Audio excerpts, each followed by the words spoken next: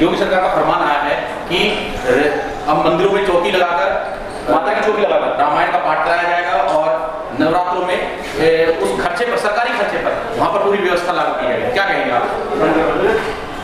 जहां तक मेरी जानकारी है, राज्य का निर्माण जनता के द्वारा जनता के अधिकारों को सुरक्षित रखने के लिए किया गया है। प्राचीन काल से अब तक यही देखा गया है। संविधान में भी मूल जो भावना है, संविधान की मूल भावना भी यही दर्शाती है। प्रत्येक व्यक्ति को अपना किसी भी धर्म को मानने का अधिकार है। राज्य किसी एक प्रत्येक विशेष के लिए या प्रत्येक जाति के लिए कोई राज्य का ऐसा कार्य करना ठीक नहीं है। अगर योगी जी द्वारा इस तरह का कोई ये कहा जा रहा है कि हिंदू धर्म के लिए बढ़ावा दिया जा रहा है, तब कल मुस्लिम समाज के भी कोई कार्यक्रम होंगे, दलित समाज के भी कार्यक्रम होंगे, अल्पसंख्यकों में, दलितों में, इनके भी सामाजिक, इनके भी महापुरुषों के कार्यक्रम होंगे, तब क्या राज्य सरकार के पास जो है शिक्षा, सुरक्षा, ऐसी बेरोजगारी, ऐसी समस्याएं, जैसे कि देश में इतनी हालत जो अभी स्थिति चल रही है, खासतौर पे इतने लोग अव्यवस्थित हो रहे हैं, बेरोजगार हो रहे हैं, महंगाई दिन प्रतिदिन बढ़ रही है, इन सब चीज़ों पर जबकि आर्थिक बोझ राज्य पर पड़ रहा है, रोजगार लोगों को नहीं दिया जा रहा है, ऐसी स्थिति में एक और नया बर्डन डालना, जबकि क्राइम दिन प्रतिदिन बढ़ रहा है, ऐसे क्राइम को बढ़ने में अगर एग्जीक्यूटिव बॉडी जो डीएम, एसएसपी, अगर इनको ये निर्देश दिया जाएगा कि ये धार्मिक कार्यक्रम में व्यस्त रहेंगे, तब मैं समझता हूँ ठीक नहीं है। लेकिन जिस तरह से मांग की जा रही थी लगातार हिंदू राष्ट्र बनाने की, तो उसमें लगता नहीं आपको कि योगी जी ने एक कदम बढ़ा दिया है और एक पूरी तरह से हिंदू राष्ट्र के पैटर्न को लागू कर दिया है जब देश में गैर संवैधानिक तरीके से? जब संविधान लागू किया गया था, तब संविधान लागू होते समय भी ये जितने बुद्धिजीवी वर्ग जो संविधान सभा में रहे, जितने भी लोग समस्त राज्यों में छोटे छोटे राज्य एकत्र करके जब ये प्रस्तावना आई थी, तो पहले भी हिंदू राष्ट्र बनाने की बात की गई थी। उस पर वोटिंग किया गया, अपने तर्क वितर्क रखे गए। 90% लोग इस बात से सहमत हुए कि हिंदू राष्ट्र नहीं बनाया जाना चाहिए, क्योंकि हिंदू राष्ट्र हो, मुस्लिम राष्ट्र हो या किसी भी धर्म की, प्रत्येक धर्म का ये अपना वो होता है कि वो अपने धर्म को सर्वोच्च बताने का प्रयास करता है कि मेरा धर्म सर्वोच्च है। मुस्लिमों का कहना होगा मुस्लिम धर्म सर्वोच्च है, हिंदुओं का कहना होगा हिंदू धर्म सर्वोच्च है, कोई अन्य व्यक्ति होगा वो अपने धर्म को बताएगा, पारसी हो, ईसाई हो, सिख हो। अगर किसी एक राज्य को या किसी एक देश को पर्टिकुलर किसी एक उसके धर्म के हिसाब से अगर बनाया जाएगा, तो क्या दूसरे राज्य में दूसरे लोगों का रहना दुर्भर हो जाएगा?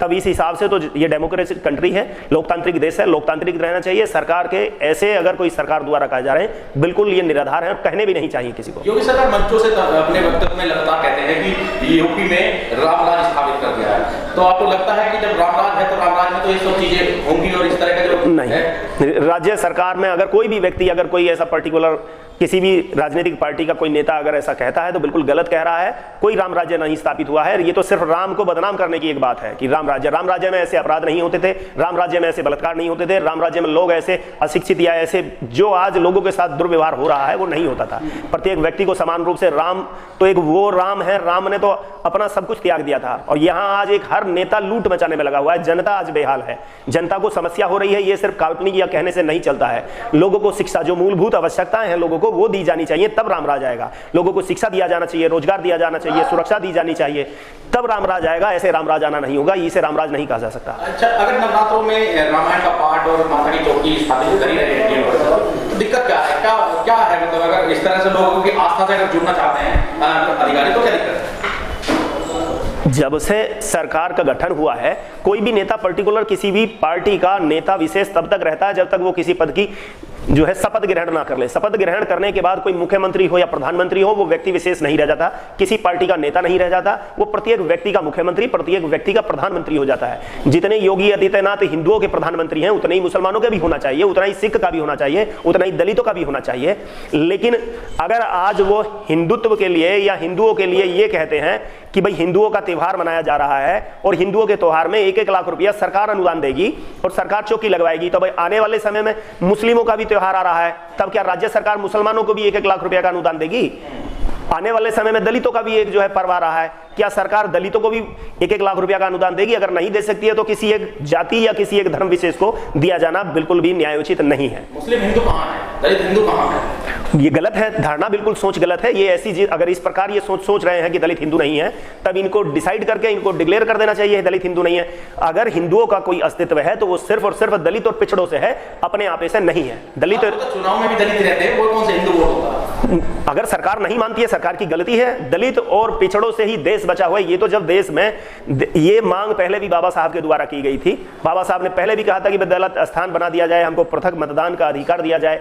उस समय भी गांधी जी का ये तर्क था, गांधी जी द्वारा कहा गया कि भाई अगर दलित अलग हो जाएंगे, अगर दलित और पिछड़े शूद्र अर्थात जो बड़ी जातियां 3 जातियां ये हैं, क्षत्रिय, ब्राह्मण और वैश्य, इनको छोड़ने के बाद प्रत्येक व्यक्ति शूद्र है। अगर शूद्र अलग हो जाएंगे, दलित अलग हो जाएंगे, तो फिर बड़ी छोटी सी संख्या में यहाँ स्वर्ण जाति के लोग रह जाएंगे। जाहिर है कि जनसंख्या ये अपने आप में हिंदू अपने आप में अल्पसंख्यक यहाँ हो जाएंगे। तो दलित और पिछड़ों को अलग नहीं किया जा सकता। अगर दलित और पिछड़ों को ये अलग मान रहे हैं तब इन नेताओं की बिल्कुल गलती है, मैं उसका समर्थन नहीं करता।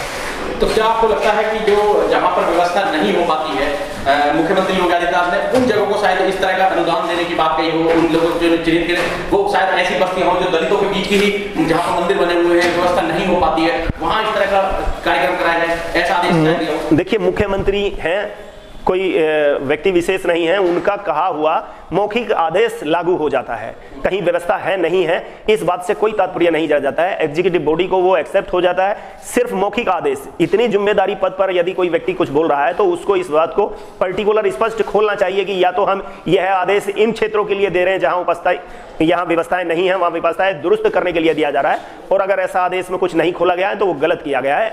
उसको सभी लोग मानेंगे। और जिन लोगों को लाइन ऑर्डर देखना चाहिए, जो एग्जीक्यूटिव बॉडी की ड्यूटी है लाइन ऑर्डर मेंटेन करना, अगर वो इसको छोड़कर, ये तो धार्मिक पर्व है, ये तो व्यक्ति, कोई आदमी ऐसा नहीं है जो धार्मिक पर्व नहीं मनाता है, प्रत्येक व्यक्ति मनाता है। इसमें एग्जीक्यूटिव बॉडी की कोई आवश्यकता नहीं है कि शासन प्रशासन धार्मिक कार्यक्रम कराए, इसमें कोई आवश्यकता मैं नहीं समझता कि हो। ठीक, छोड़ दो।